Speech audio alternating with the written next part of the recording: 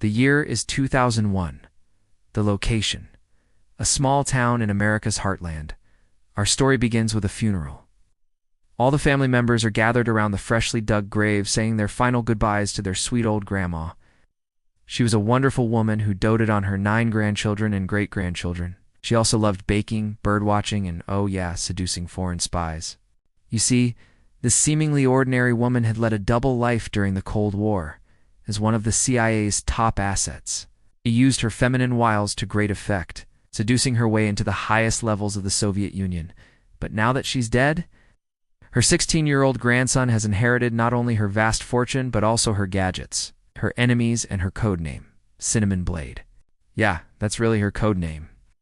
It all started when a mysterious black car pulled up outside the house after the funeral. 2 men in dark suits got out and introduced themselves as agents of the CIA. They informed the stunned family that Grandma Mabel was actually a CIA asset who had been working undercover in Russia for decades.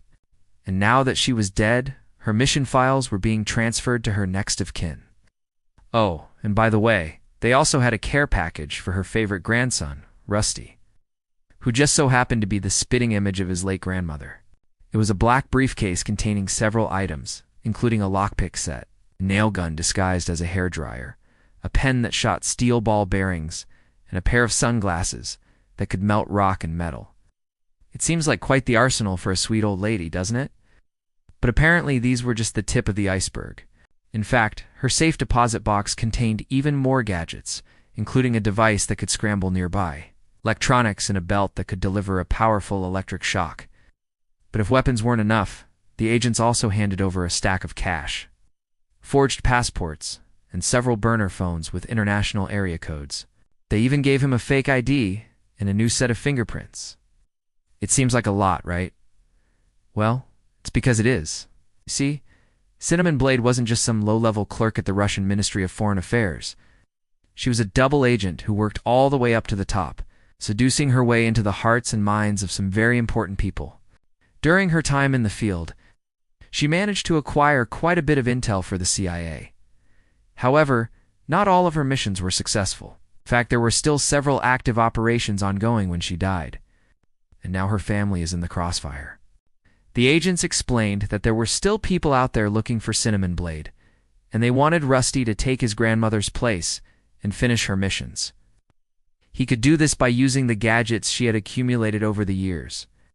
As for the cash, forged documents, and burner phones, those were just in case things didn't go according to plan. Needless to say, Rusty was quite overwhelmed at the prospect of following in his grandmother's footsteps.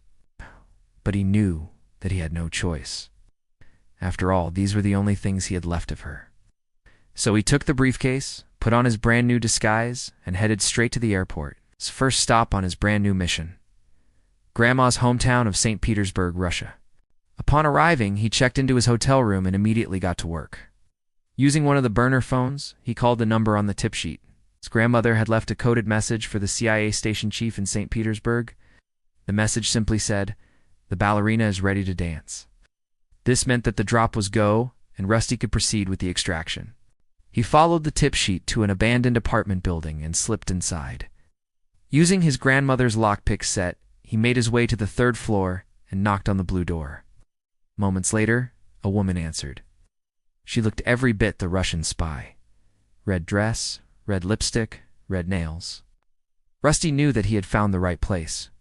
Now all he had to do was get the intel his grandmother had hidden inside the apartment and get out. But little did he know that he was being watched. There was a pair of eyes watching him from a distance, waiting for the perfect moment to strike. Will Rusty be able to complete his grandmother's mission? Or will he become her legacy? Find out next time on Cinnamon Blade, the most thrilling spy adventure of the year, or maybe just the week. Stay tuned for more updates.